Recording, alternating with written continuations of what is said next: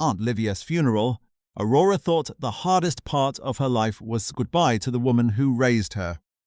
She was wrong. Standing in the lawyer's office, she learned she had inherited the house, the business, and a future Livia had spent years protecting. Then the doors opened, and two ghosts from her past walked in. Her parents. The same people who abandoned her 15 years ago now smiled through tears and called her their daughter. But Livia had known this day would come. Hidden in a sealed envelope was one final message, one final defense, and one devastating truth. Happiness is not who returns when you re-rich. Family is who stayed when you had nothing. My name is Chloe. I'm 27 years old and my life just exploded. Yesterday, I inherited an empire. My grandfather, Marcus Thorne, left me everything: his hotel dynasty, his historic Boston brownstone, and a fortune I can barely wrap my head around. I was still drowning in grief when they walked in. My parents, the two people who disappeared a decade ago. They were smiling like nothing had ever happened. "We here for you, sweetie," my mother said. Then my lawyer walked in. The second they saw him, their faces dropped. They looked like they had just seen a ghost. To understand how truly insane this is, you have to go back with me. Back to when I was 16 and my world fell apart. Back then, my mother was my whole world. My dad died when I was little, so it was always just the two of us. She was a gifted singer-songwriter, and even though we were always broke, our life felt full. Our little apartment hummed with music and creativity. But I was a teenager, totally oblivious to the warning signs. The whispered fights about late bills. The so-called producers she was always meeting for late-night drinks. The brand new guitar she bought for her producer boyfriend, Rex, when our own refrigerator was practically bare. My mom lived for her art, but Rex was dragging her into the ruthless, ugly side of the business.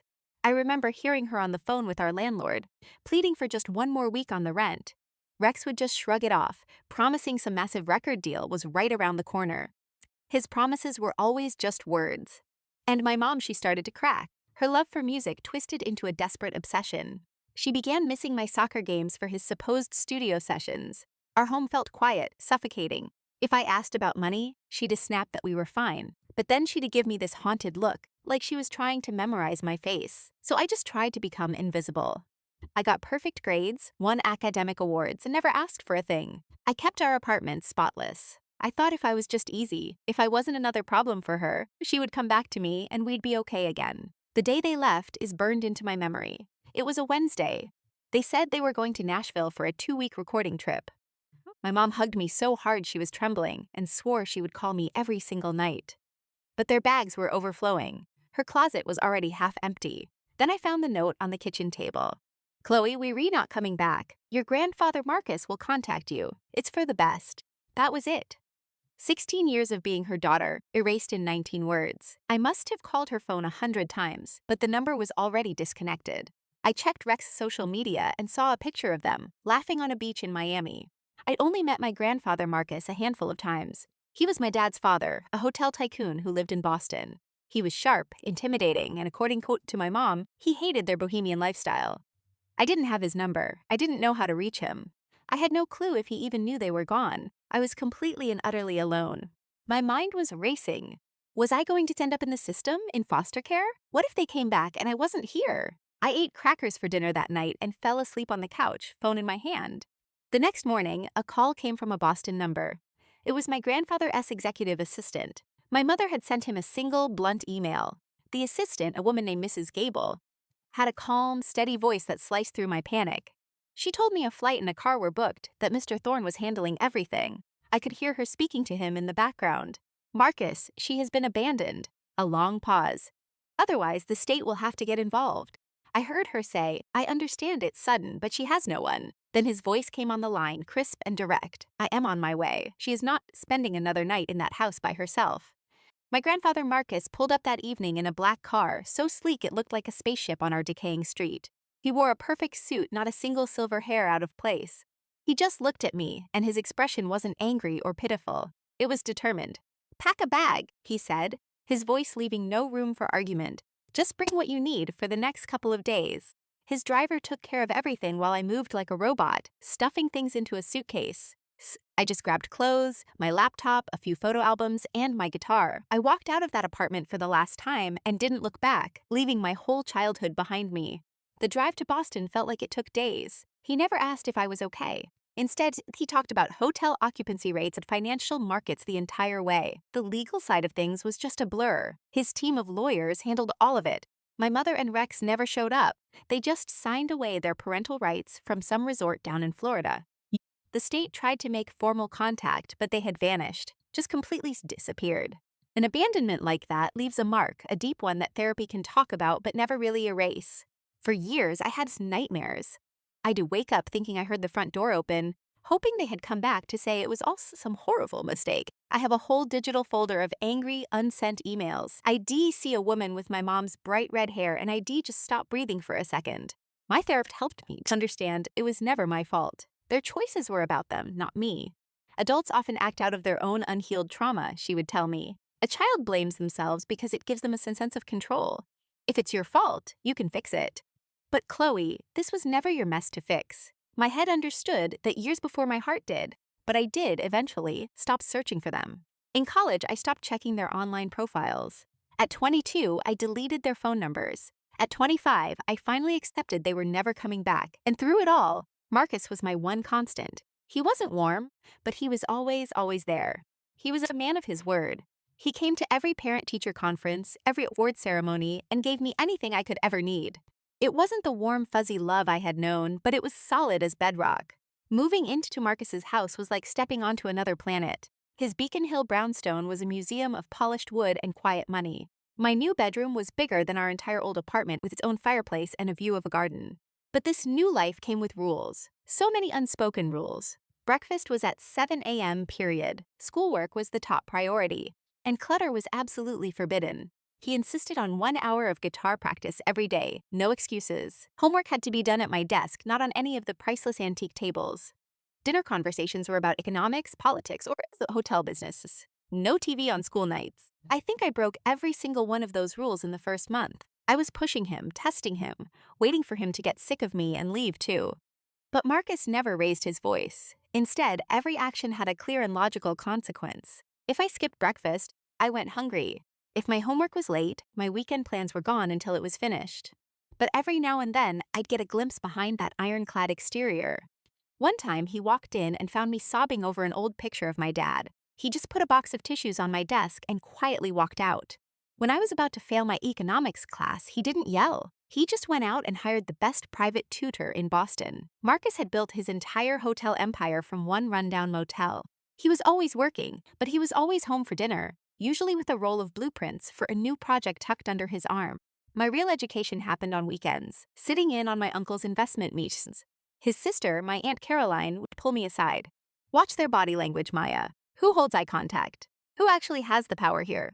Business, she said, was just psychology in a suit. So when public school felt too easy, they dropped me into an elite academy with a terrifying price tag and even more terrifying standards. It was a complete culture shock. I was so far behind, and the other kids came from generations of wealth. I basically just lived in the library, desperate to keep up. Some nights I was positive I was going to fail, that I'd never fit into their world. But Aunt Caroline didn't do pity parties. I remember sobbing over a calculus book once, and she told me, "What happened before was out of your hands. But what you do now, that's 100% on you. You can meet this challenge head on, or let it crush you." We don't invest in things that crush easily. It was brutal, but it was the fire I needed. I took my allowance, paid an older student for tutoring, and started my own study group. By junior year, I had clawed my way onto the honor roll. Then came college applications, a whole new kind of nightmare. I wanted to stay in Boston and go to a local college with all my friends. But for my grandfather, Marcus, it was the Ivy League or nothing. "Your friends are thinking about the next 4 years," he told me. "You need to be thinking about the next 40. That was the biggest argument we ever had. I screamed at him that he was trying to control my entire life. He shot back that I was throwing away my potential just because I was afraid. "I never asked for any of this," I yelled. "And I never asked to be your guardian," he said, his voice dangerously low. "But here we are. I'm giving you the future your parents tossed away." His words sliced right through me, and in that silence, he did the unthinkable. He told me about my father. "Your dad was a genius," he said, his voice flat. "A natural architect. But with zero grit, no drive. He wanted the win without the fight." He explained how my father chased one get-rich-quick scheme after another while my mother enabled him. They were brilliant, but they were weak. "I will not let you inherit their weakness." It was the first time he'd ever mentioned them, without pure rage in his eyes. I finally got his crushing expectations and everything clicked into place. I applied to 7 architecture schools, got into 5, and picked a top design program. My grandfather paid for it all, without a single word, and I knew exactly what that sacrifice cost him. College felt like I could finally breathe. I joined clubs, made friends, and found a knack for design that fit perfectly with the business acumen he drilled into me. I spent summers interning at his firm, learning it all from drafting blueprints to charming clients. Our entire dynamic shifted during those years. The distance between us actually made us closer. Our Sunday calls became real talks, filled with actual laughter. When I graduated with honors, the pride in his eyes was obvious, even if all he gave me was a firm handshake. I moved back home, becoming his junior partner. We fell into a rhythm, a perfect team at work and at home. I tried dating, but my grandfather viewed every man as a threat to my future. Then, 2 years ago, our entire world fell apart. He was diagnosed with pancreatic cancer. The prognosis was awful, but he fought it like a hostile takeover. When I fell to pieces, everyone has a deadline. What matters is what you build before the clock runs out. He worked as long as he could, handing more and more of the company to me. Our roles slowly began to flip. I was now managing his medication, his appointments, his life. In his final months, a gentleness I had never seen before emerged. One night, as I helped him to bed, he clutched my hand.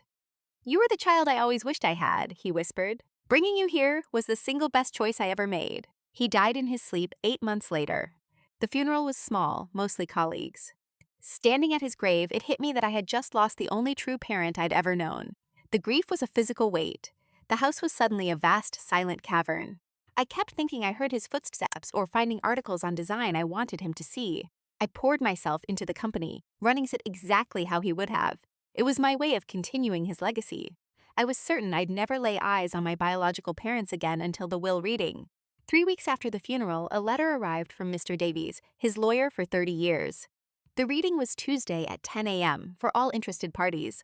I figured that just meant me and some charities. Davies was old school, with white hair and glasses he constantly peered over. His office was a time capsule of leather and old books, with a massive desk that had likely changed hundreds of lives.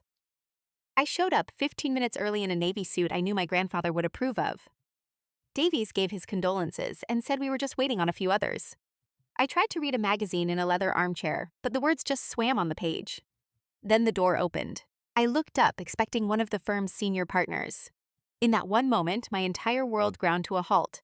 Standing in the doorway were the 2 people I never ever expected to see again. My parents. Time had been brutal to my father. His hair was thin and gray, his face a roadmap of bad choices, and his shoulders drooped with an invisible weight. He'd gained at least 50 pounds, turning what was once an athletic build into pure flab. My mother looked even worse. Her hair was a harsh, cheap dye job, and her face was thin and gaunt. Dark circles were like bruises under her eyes, and her smile was just an empty gesture. She was clutching an old purse so tightly her knuckles shone white. "Chloe," my father said, his voice a hoarse whisper. "Would you look at you?" They started walking toward me as I stood on legs that felt like jelly. My mother went in for a hug, but I just froze. I stood there, stiff as a statue, as her skinny arms wrapped around me. Her perfume was a memory from another life. "We tried so hard to find you," she lied, pulling back to look me over. "You look just like your grandfather, so successful." My own voice felt foreign when I asked, "How did you know I'd be here?" My father gave a weak, pathetic smile. "We saw the obituary. We've been keeping tabs. We always knew you were with Mark." Of course they knew. They knew where I was for 15 years, and not once did they try to call. The room felt like it was starting to spin. "Please take a seat," Mr. Davies cut in, pointing to the chairs. "We're just waiting on one more person." Just then, a woman entered. It was Mark's executive assistant. She had always been nice to me. She shot me a look of deep sympathy before sitting by the window far away from my parents. While we waited, they attempted some awkward small talk. "We're in Arizona now," my mother said. "The dry heat is better for your father's arthritis." My father added he was managing a small hardware store. "It's not much," he mumbled, "but it keeps the lights on." I just nodded, my thoughts a whirlwind. I was a jumbled mess of grief, white-hot anger, and a tiny, stupid flicker of hope. Mr. Davies cleared his throat and opened a thick file. "We are gathered today for the last will and testament of Mark Vance," he announced. "I will summarize the main points before distributing the full documents." My parents both leaned in, a tiny gesture that screamed exactly why they were there. They hadn't come for me. They'd come for his fortune. Mr. Davies peered over his glasses. To my granddaughter, Chloe Evans, I leave my entire estate. This includes the residence at 18 Beacon Hill Place and everything in it. My controlling interest in Vance Design Group, valued at roughly $15 million. All financial accounts, investment portfolios, and trusts, which total nearly $3 million in cash. And finally, all personal effects, including his art collection, cars, and his life's work. The room was deathly quiet. I knew he did well, but I had no clue. The number just sucked all the air out of my lungs. My grandfather was a titan in his industry, but I never realized the true size of his empire. My father cleared his throat. "Excuse me, Mr. Davies, is that all?" The lawyer simply stared at him. "There are minor bequests for dedicated employees," he said, nodding to Mark's assistant, "and provisions for the family trust. But yes, the bulk of the estate goes to Chloe." My mother's smile was plastered on her face. "Well, that is a huge responsibility for a young woman, especially in her state," she purred, patting my arm. Her touch felt like a hot iron. "It's a good thing we're here now to help her with it all." Mr. Davies just slowly raised one eyebrow, and his silence was louder than any argument. My father jumped in, trying a more logical approach. "Legally, with Chloe being in a delicate condition, and since our parental rights were never revoked, we have a vested interest in her well-being." A cold wave of dread washed over me. After 15 years, they were here to hijack my life, and my baby's life. I opened my mouth to fight back, but Mr. Davies spoke first. "I believe," he said calmly, "that there has been a misunderstanding of the legal situation here. Perhaps we can continue this tomorrow, after I've organized the relevant documents. Shall we say 2 p.m.? My parents glanced at each other before my father agreed. "That works for us. We're staying at the Fairmont. We could do lunch first, Chloe, to properly reconnect." Before I could even process it, Mr. Davies was on his feet. "If you'll excuse us, I have urgent and private matters to discuss with my client." My parents looked like they wanted to argue, but they stood up. "We'll see you tomorrow, sweetie," my mother said, forcing another hug on me. "We have so much to discuss." As they left, my father pressed a business card into my hand. The conference room door clicked shut and I just collapsed into the chair, my hands shaking uncontrollably. "Do they have a case, Mr. Davies?" I whispered. His face was grim. "You need to be ready for a war, Chloe," he sighed. "Your grandfather anticipated this, but I have to access the special provisions he arranged." Mark's assistant, Maria, squeezed my shoulder before heading out. "Your grandfather was a very smart man," she said gently. "Trust that he would never leave you and this child unprotected." I walked out of that office in a complete daze. The stable world my grandfather built for me was now under siege. But I didn't feel anger, just a deep, hollow ache. Against my lawyer's explicit warning, I told her yes, I'd meet her for a drink. Some damaged part of me needed to hear the lies from her lips. I picked a place we'd never visited, a soulless hotel bar downtown. She was in a booth, waiting, composed and flawless, rising to greet me with a polished smile. She'd already ordered a drink for herself. "Liam's favorite," she said, nodding at the empty chair beside her. "I figured you might want one too." "I'm pregnant, so no wine for me," I told her, asking the waitress for sparkling water. It was a small act of defiance, but I needed her to know I wasn't some pushover she could manipulate. The air between us grew thick and silent. She asked about the baby, my due date, the service at the restaurant. I kept my answers short, scanning her face for a flicker of remorse. "We owe you the truth, Chloe," she finally said, her perfectly painted nails tapping the table. What Ethan and I had it was a real connection. He was so unhappy in his marriage. "We were building a life," I said, my voice barely audible. "We were happy." Her expression soured into something that looked like pity. "He had his public image with you, Chloe. He had his real, honest life with me. You were his dirty little secret," I shot back, my voice dangerously low. "I was his future," she corrected me. "We were in therapy together. He was finally being honest about what he wanted out of life. We were planning how to tell you," she added, her eyes starting to glisten. "But he was terrified of hurting you, especially after the pregnancy. We saw each other at least 3 times a week. He told me about the nursery theme, about the baby names you were arguing over. He shared everything with me. The idea of him discussing our unborn child with her sent a chill down my spine. He had made her a secret shareholder in my pregnancy, in our life. I regret every day I didn't push him to leave you," she continued, a single tear tracing a path down her cheek. "Seeing the pictures from the memorial, it's killing me that I couldn't be there." The waitress brought my water, creating a brief pause in the tension. When she walked away, Isabella's whole demeanor shifted. "Ethan did incredibly well for himself," she said, looking around the upscale restaurant. "He built a tech empire from nothing. This house on the lake alone must be worth $10 million, she added, as if just thinking aloud. "And the company, that's a lot for a new mom to take on." I was his chief operating officer for 5 years, I replied, my voice cold as ice. I know the company better than anyone. I watched as her mask of grief crumbled, replaced by the cold, hard look of a predator. The real reason for this meeting was finally coming into focus. I could help you, she offered. I made some bad calls, but Ethan taught me so much about his vision. That's a pretty bold statement from the woman who funneled company money into a shell corporation for 2 years. I saw her jaw clench, but she recovered instantly. Those were strategic investments he wanted me to handle. I know his plans. She leaned in. I have nothing now. He paid for my apartment, my car, it's all gone. What do you want, Isabella? I asked, cutting straight to the point. My directness seemed to startle her. It was another sign that Ethan had painted me as some fragile, clueless wife she could easily roll over. I don't want anything, she lied, her voice suddenly sounding weak and shaky. I just want what I am owed, what he promised me. A private settlement is better for everyone. To protect the baby from a messy public scandal, she went on, 500,000 would handle my immediate issues, she said quickly. And another 2 million would secure my future the way he always intended. I leaned back, a cold fury rising in my chest. So, $2.5 million, I said flatly. What's the price for my damages? For the betrayal, the lies, and for a son who now has to grow up without a father. So what's the going rate for all of that? I asked. My mother-in-law, Evelyn, immediately started crying. Chloe, dear, money can't fix this. We just want to be here for you and the baby, to be a real family. A family that costs $2 million, apparently, I retorted. My father-in-law, Mark's expression hardened. It's not like that. We made mistakes, yes. But we gave Ethan the seed money for his very first startup, not you. And that entitles you to a share of his estate? I asked. Not entitled, he corrected smoothly. Just included. We're his parents, Chloe. Surely that has to mean something. I thought about my husband, Ethan. It was his character, not his bloodline, that defined him.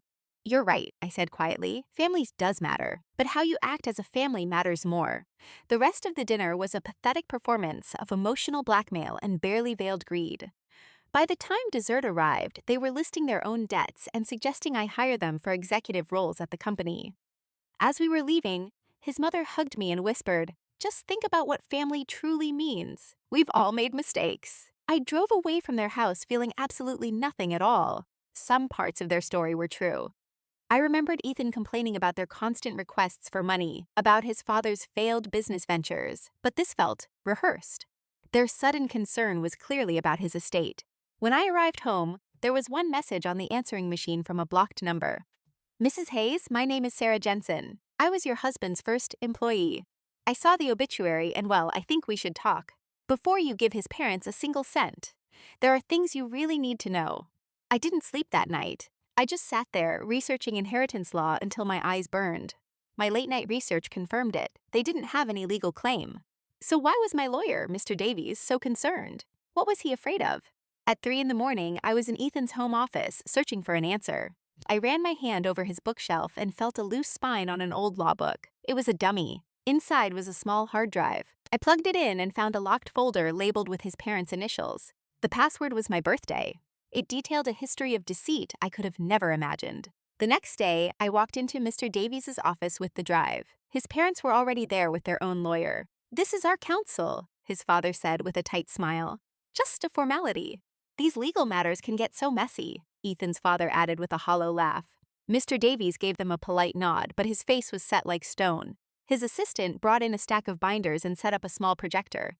The mood in the room was heavy. This wasn't a family chat. It was a showdown. Before we begin, Mr. Davies said, his voice calm, let's be clear. I am the executor of Ethan Hayes' will. I was his attorney for over a decade. And I am also representing his wife, Chloe, at Ethan's explicit written instruction. Their lawyer leaned forward.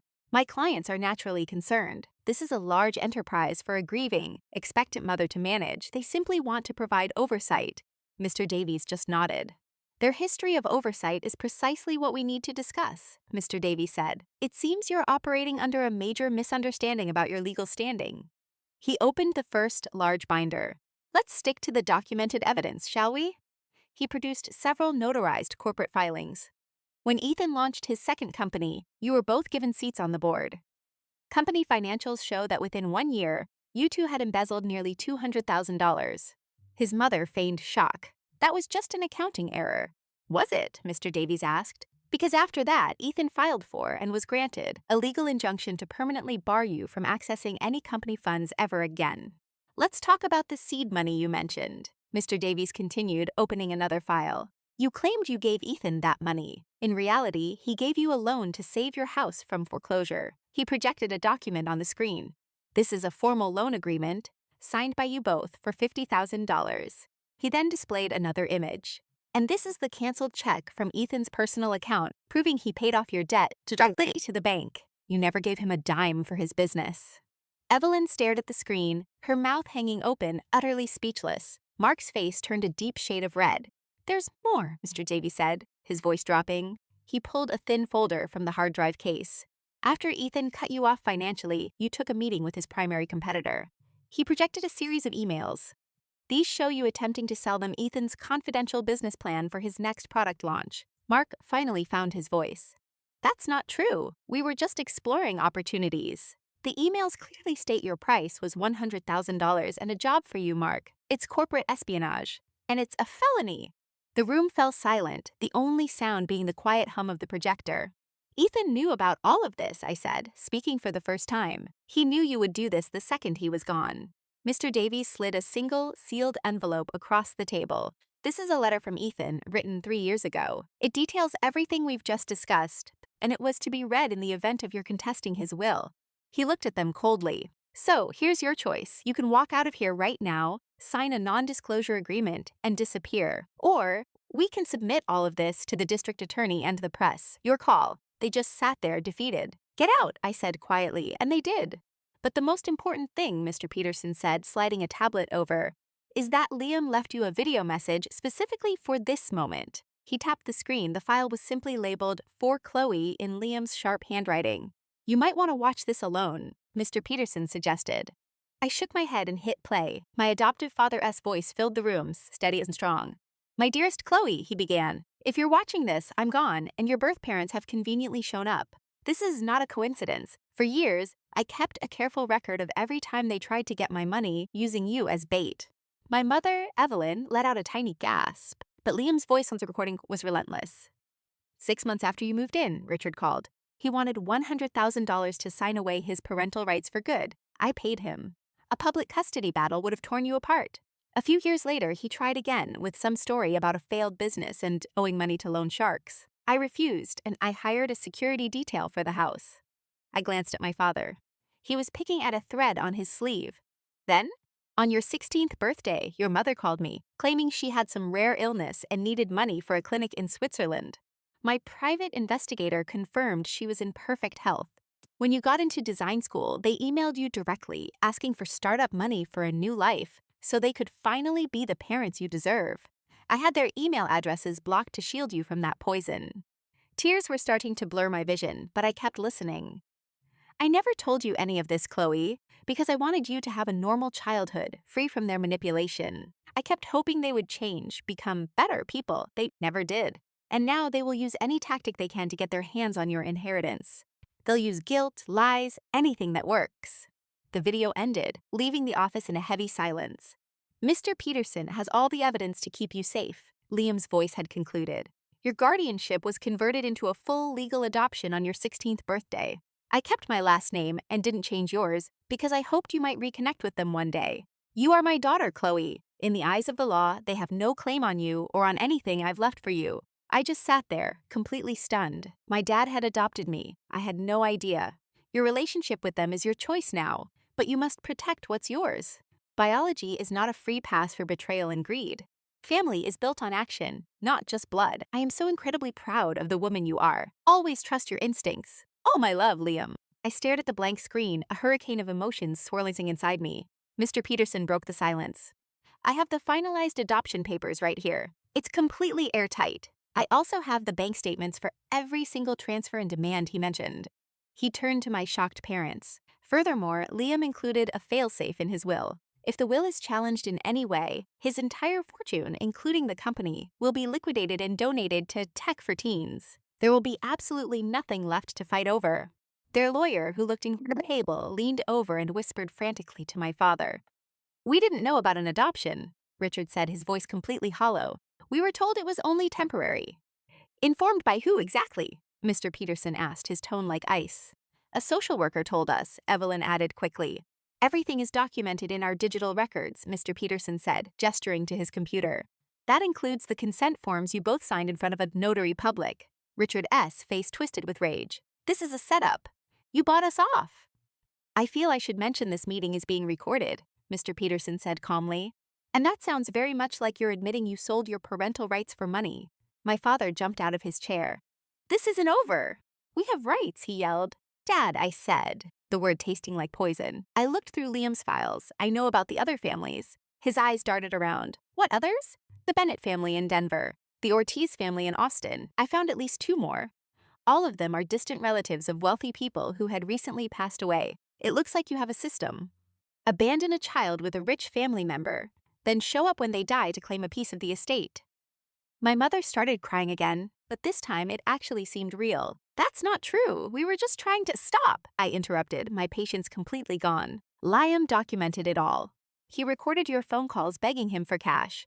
Did you honestly think he would leave me unprotected? My father's fury vanished, replaced by a disturbing calm. Chloe, this is all just a big misunderstanding. We can fix this, just the 3 of us. No lawyers needed. We are done, I said, rising to my feet. Mr. Peterson, is there anything else we need to do? No, he replied. The estate is legally yours. They have no standing. Then please get them out of here. Chloe, please, my mother pleaded. Just let us explain. 15 years, I said softly. You had 15 years. You waited until the man who raised me was dead. That's all the explanation I need. Mr. Peterson pushed a button on his desk phone. 2 security guards appeared at the door. These gentlemen will escort you out, he said. All future communication with Ms. Vance will go through my office. You can't do this, Richard yelled, his face red with anger. She's our daughter. No, I said, looking him straight in the eye. I was your daughter. Now I am Liam's, and he taught me exactly what I am worth. As security led them away, my mother turned back. You're not the same girl we knew. You gave birth to me, I shot back. Liam gave me a life. He saved me from people who think love is just another transaction. The moment the door shut, my legs buckled and I collapsed back into the chair. Mr. Peterson pulled a chair up next to me, closing the space between us.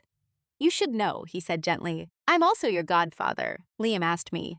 Right after the adoption was finalized, I promised him I would always look out for you if he couldn't.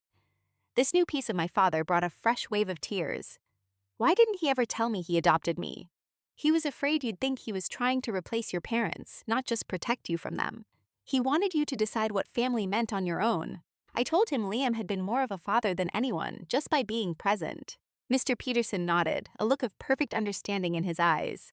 We can file for a restraining order, he suggested. Given their history and the clear financial motive, any judge would grant it immediately. Yes, I said without hesitation. Let's do that. Leaving his office, I felt exhausted but also strangely free. My childhood wish for my parents to come back for me had finally come true. It was a total catastrophe, but it was one Liam had prepared me for. He saved me one last time. But that night, they showed up at Liam's Chicago penthouse, my penthouse now. I saw their rental car in the driveway as I was making tea. My first impulse was to hide, but a new kind of strength took over. I had to end this for good. They laid on the doorbell until I finally threw the door open, blocking the entryway with my body. You need to leave, I said, my voice surprisingly steady.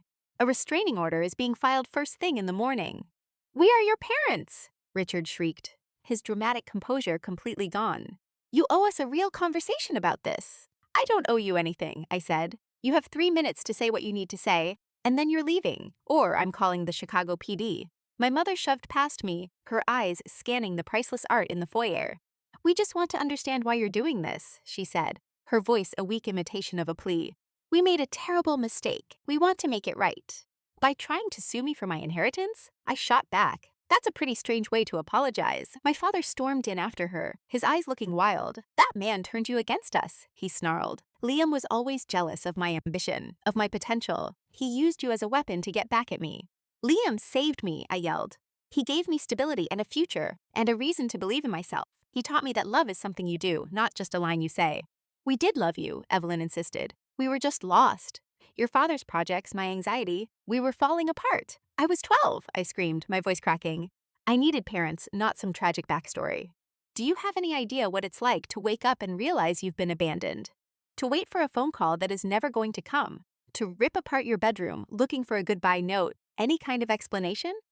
My father just stared at the expensive rug, refusing to meet my eyes. I checked the mail every single day for a year, I continued, decades of pain pouring out. I thought you would at least send a birthday card. Something. Anything to prove I still existed to you. We thought about you every single day. My mother sobbed. Thinking about me isn't the same as being here, I said. Liam never had to say he loved me. He just showed up. For every failed test, every art exhibit, every single time I was afraid. But we are here for you now, my father said, using that slick, charming voice remembered from old voicemails. We can get past all of this. We can be a family again. You're here now because Liam died the CEO of a billion-dollar company, I said, my voice slicing through his act. If he had died broke, would you have even bothered to show up for the funeral? Their shared silence was the only answer I needed. You've known my address for the last 10 years. You chose to stay away until you saw his name in the business section. That isn't fair, my mother whimpered. We were ashamed. We didn't know how to start over. But you found your courage the day his will was read. And just like that, the act dropped. My father-in-law's face went hard. You have no idea what we sacrificed for him. While Liam sat on a fortune that was rightfully ours. Liam built that empire from his dorm room. I shot back. He worked himself to the bone for years. What did you two do to earn a single cent of it? I'm his father, he roared. And you re his mother, I snapped. Is that a receipt? You don't get to abandon your son, ignore him for 15 years, then show up demanding a cut of his life's work, just because you re-related. His mother crumpled into the expensive office chair, performing a perfect soap opera sob. How can you be so vicious? This is the woman our Liam fell in love with. You never met the woman your son loved, I said, my voice cold as ice. You were long gone by the time he built this life for us. Headlights cut across the boardroom as a town car pulled up below. I'd had my lawyer, Mr. Peterson, put the building security team on notice. That's your ride, I told Liam's parents. Time for you to go. This is tea over, his father snarled, his hand clamping down on my wrist. We can go to the press. We'll tell them stories about Liam that will destroy his reputation. I yanked my arm free. And that entire threat, I said, nodding to a small security camera on the wall, was just recorded. Liam had those cameras installed after a corporate espionage scare. His father's face went white as the reality hit him. Every lie, every single threat he just made was now on tape. Let S go, Margaret, he grumbled to my mother-in-law. She's not worth it. Those words calling me not worth it instead of family made everything crystal clear. This was never about mourning their son. It was about his money. As they left, his mother glanced back. You'll regret this. You'll be alone with your cold, empty penthouse and all that money. I agree, I said. Liam was my family. You were just the people who broke his heart. Once they were gone, I watched a guard escort them to their car and out the main gate. Then my knees gave out, and I slid to the floor, shaking as the adrenaline finally crashed. For years, I had dreaded this exact moment, also fearing they'd show up. Now it was done. It hurt more than I expected, but there was a strange peace in the finality of it. An hour later, my lawyer, Mr. Peterson, called. He confirmed they had officially been served with a restraining order. They can legally come within 500 yards of you, he said. They swore this wasn't over, he sighed. Empty threats from empty people. Liam's encrypted server logs would dismantle any story the tabloids could print. He'd documented their first shakedown attempt years ago. No court in the country would ever side with them.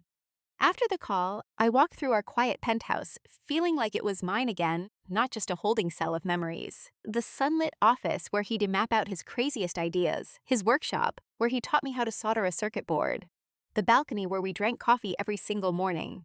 I finally went into his private study, a room I hadn't touched since he passed. I powered on his old tablet and found an audio file protected by one simple password. Our baby's due date. It was just a file. It was a recording. I hit play, and his voice filled the silent room.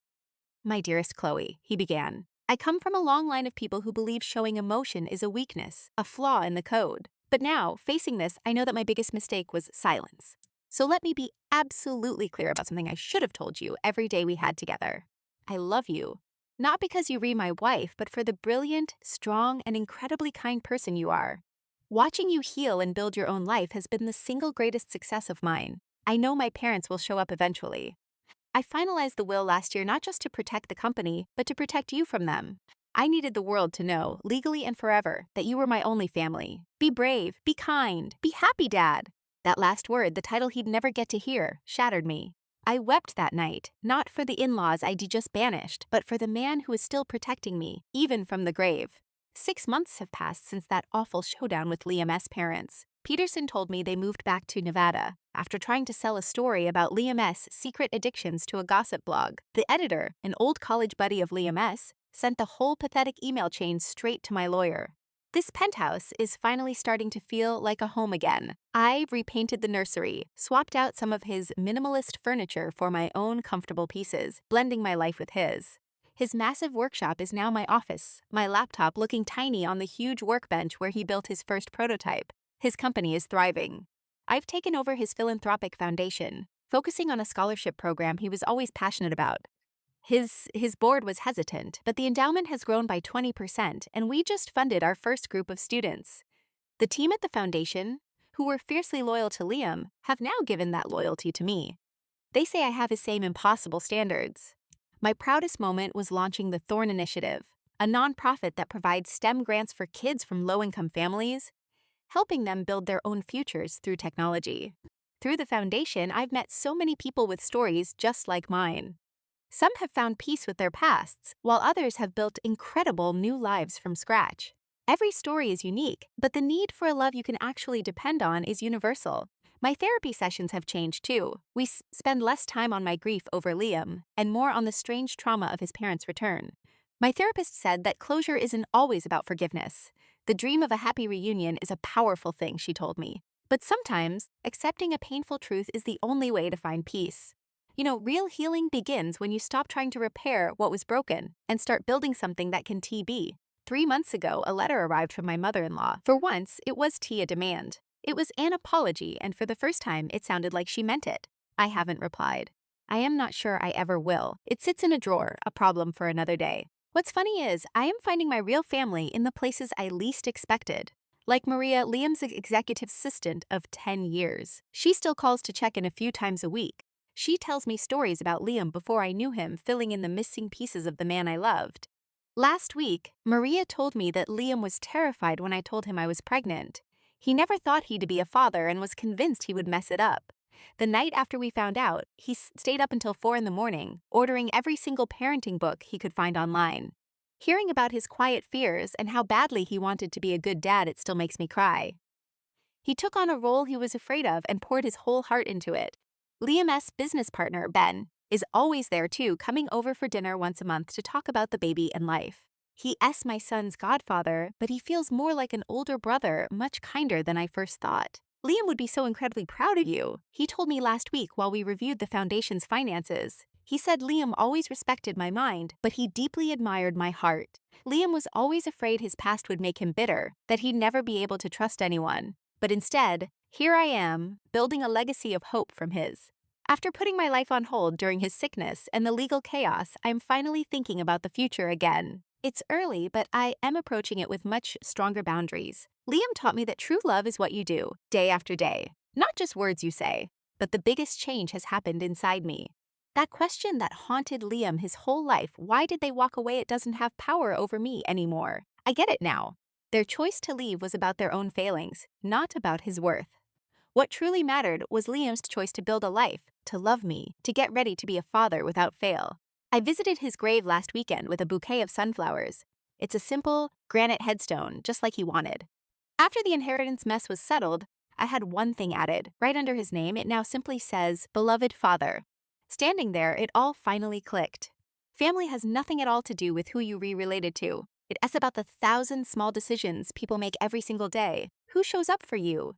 Who stays when things get hard? Who offers you peace instead of pain? Liam showed me that true wealth was never about the money in the bank. The real fortune is in your integrity, in the promises you keep, and in the love you earn. That's the inheritance he left me. It wasn't stocks and assets. It was a blueprint for how to live with courage.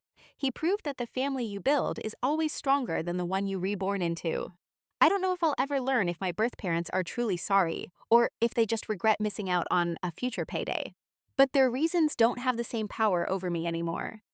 What matters is the life I'm building, the people I choose to have in it, and the legacy I want to leave behind.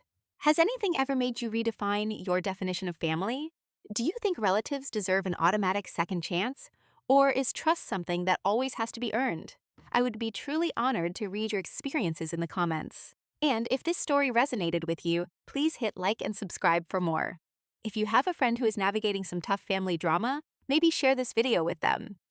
It might be exactly what they need to hear right now. Thanks for listening. And always remember, the family you build is often the family that heals you.